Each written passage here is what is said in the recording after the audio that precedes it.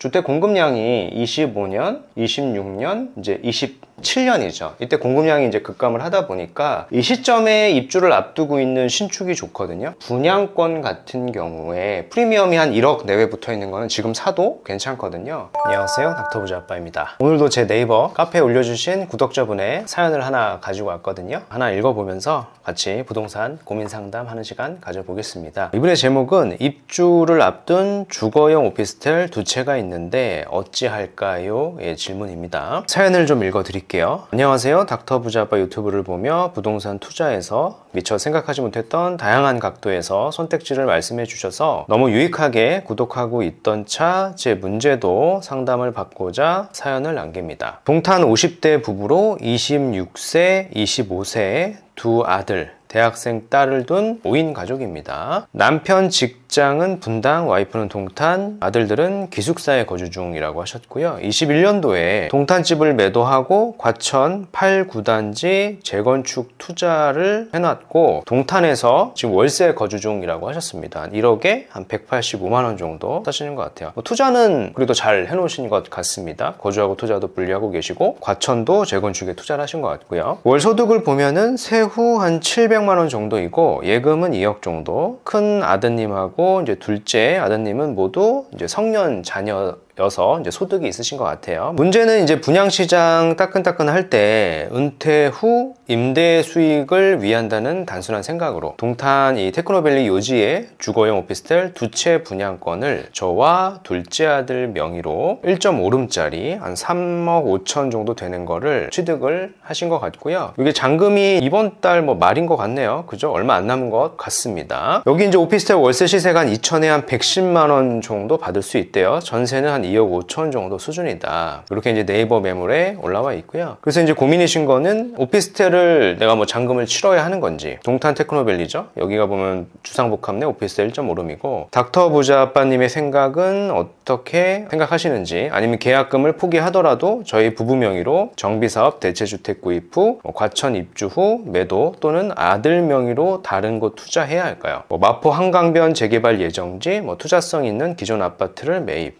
닥터부자 아빠님의 고견 부탁드립니다. 감사합니다. 라고 사연 주셨고요. 상황을 조금 정리하면서 구체적으로 좀 방향성을 정립을 해드리면은 도움이 좀 되실 수 있을 것 같습니다. 50대 맞벌이 부부시고요. 월 소득은 세후로 한 700만 원 정도 되고요. 저축에 대한 언급은 없으시고 예금이 2억 정도 가지고 있어요. 자녀분은 2명이 있는데 이제 성년이신 것 같습니다. 이 상황에서 자산 현황을 좀 볼게요. 과천에 8, 9단지죠.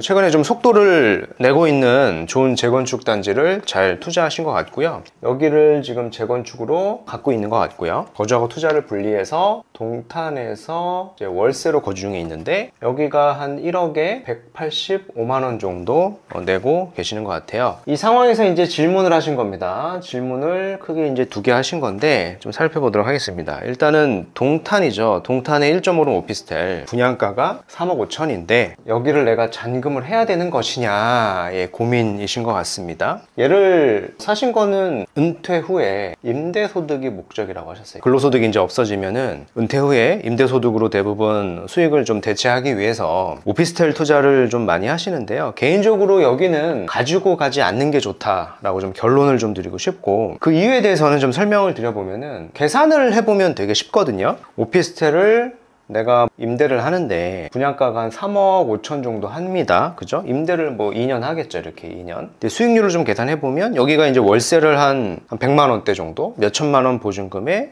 월세를 한 100만 원대 받는다라는 얘기는 수익률로 좀 계산을 해보면 3%에서 한 4%대밖에 수익률이 되진 않거든요. 그래서 만약에 우리가 대출을 쓴다라고 하더라도 한 1억 정도로 실투자금이 들어갔을 때 우리가 1년에 벌 수 있는 거는 4%라고 하더라도 이제 400만 원 정도인 거거든요. 근데 금리가 실질적으로 이제 4% 이상 되기 때문에 수익률은 더 낮아진다라는 얘기예요. 그래서 대부분의 젊으신 분들은 이렇게 가용 시드가 좀 적을 때 소득을 좀 올리기 위해서는 첫 번째 오피스텔 요거보다는 이런 방향을 좀 많이 하시거든요. 단기 임대라고 하는 거죠. 이거는 이제 2년 동안 이렇게 임차를 하는 게 아니라 한 1개월 이하의 단위로 더 쪼개가지고, 잘게 쪼개가지고 임차를 주게 되면 수익률 자체가요 10% 이상으로 올라가기도 합니다. 근데 얘도 보면은 수익률 계산을 해보면 1억을 투자했을 때 연에 한 1,000만 원 정도 내외일 거니까 얘도 어떻게 보면 임대 후 소득으로서 그렇게 높다라고 볼 수는 없거든요. 세 번째는 뭐냐면 뭐 이런 방식이 있습니다. 요건 더 잘게 쪼개는 거죠. 처음에는 2년 임차인데 두 번째 수익률 높이기 위해서는 뭐 1개월 단위로 단기 임대를 하고, 요걸 더 잘게 쪼개면 뭐냐면 공간 임대라고 하는 게 되는 거죠. 공간 임대의 종류는 이제 굉장히 많은데 얘는 뭐 시간 단위로 쪼개기도 하고요. 심지어는 뭐 30분 단위로 이렇게 쪼개서 사람들에게, 고객에게 그 공간을 파는 거죠. 그럼 수익률로 계산을 해보면 이거 굉장히 다양한 비즈니스가 있으니까 뭐 제가 지금 하고 있는 거는 수익률이 이제 50%가 넘어가거든요. 그럼 우리가 만약에 1억을 투자한다라고 할 때 연에 한 5천만 원 정도 될 수도 있는 겁니다. 은퇴 후에 임대 소득이 목적이라고 하셨는데 특히 이제 1번을 하신 거잖아요. 1번 같은 경우에는 임대 소득 자체도 너무 낮고요. 그러니까 임대 소득 자체가 너무 낮아서 소득 대체가 잘 되진 않고, 심지어 가장 큰 문제는 뭐냐면 이 가격 자체가 내려간단 말이에요. 그리고 나중에 팔고 싶어도 팔리지가 않죠. 특히 이런 소형의 오피스텔 뭐 1.5룸짜리는 그렇습니다. 그래서 내가 적은 시드로서 어떤 돈을, 현금 흐름을 만들고 싶으면 적어도 1번이 아니라 2번이 아니라 이 3번의 공간임대 방향으로 좀 가셔야 되는 거거든요. 사실 어떤 방향성 자체가 조금 잘못됐다고 생각을 합니다. 그래서 오피스텔을 내가 투자했을 때 얘를 뭐 잔금을 쳐서 가져가는 것보다는 손해가 당장에 나더라도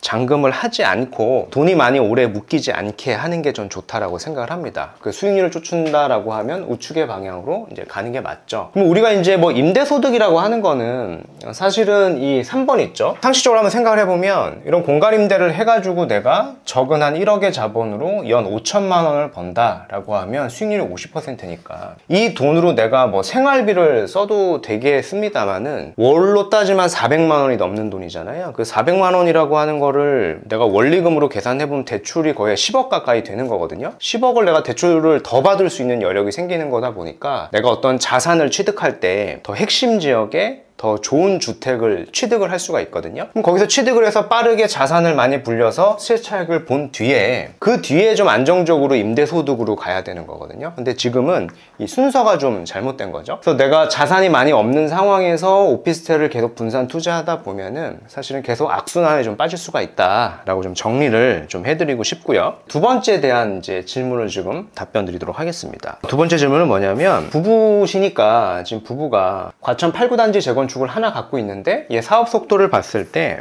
지금 주택을 추가 매수하면 대체주택 비과세 특례가 되니까 이제 그거를 매수할까요? 예, 질문이고, 또는 이제 자녀 명의의 투자를 할까요?에 이제 질문을 하신 건데, 대체주택 자체는 이제 괜찮다라고 생각을 하는데 그 대상지가 이제 정비 사업으로 가는 것보다는 조금 더 빠른 지역으로 가시는 게 좋거든요. 왜냐하면 제가 이제 여러 번 말씀을 드렸지만 주택 공급량이 25년, 26년, 이제 27년이죠. 이때 공급량이 이제 급감을 하다 보니까 이 시점에 입주를 앞두고 있는 신축이 좋거든요. 근데 우리가 이제 가용 시드가 이제 많은 거는 아니니까 현금성 자산이 계산을 해봤을 때 수도권 일대에 입주권은 좀 어려울 수 있지만 이런 분양권 같은 경우에 프리미엄이 한 1억 내외 붙어 있는 거는 지금 사도 괜찮거든요. 걔를 사서 대체주택을 하셔도 괜찮다라고 생각을 하고요. 자녀 명의 투자라고 하셨는데 개인적으로는 둘 중에서는 자녀 명의로 하시는 게 조금 더 좋긴 합니다. 이 대상지를 자녀 명의로 하시면 되겠죠. 왜냐면은 이제 부부가 자산을 계속 불려가는 것보다는 자녀에게 부의 이전을 조금씩 시켜주는 게 증여, 절세 효과가 좋거든요. 나중에 내가 자산을 많이 불려서 증여하려고 하면 증여세 이슈가 있으니까 미리미리 이렇게 조금씩 자녀 명의로 투자를 하시는 게 조금 더 좋을 것 같습니다. 오늘 말씀드린 내용을 좀 요약을 해드리면은 크게 이제 두 개의 질문을 하셨거든요. 동탄에 1.5룸 오피스텔을 내가 가져가야 되느냐에 대한 답변은 가져가지 않는 게 좋다. 당장에 손해가 나더라도 얘는 가져가지 않는 게 좋고, 그 근거가 되는 거는 오피스텔은 이 월세 소득 자체도 수익률이 너무 낮고요. 문제는 이 자산 가치 자체가 하락을 하기 때문에 가져가지 않는 게 좋습니다. 물론 이제 모든 오피스텔이 다 나쁜 건 아니에요. 일부 좋은 지역에 좀 이렇게 중대형의 오피스텔, 그리고 좀 핵심 지역에 한강변에 있는 이런 오피스텔은 가격이 비싸더라고 하더라도 더 올라가는 경향은 있는데, 동탄에 있는 이런 1.5룸짜리는 앞으로 공급할 수 있는 지역이 굉장히 많단 말이에요. 그래서 투자성이 높지 않다라고 저는 생각을 합니다. 그래서 내가 은퇴 후에 어떤 현금 흐름을 내가 만들고 싶다라고 하면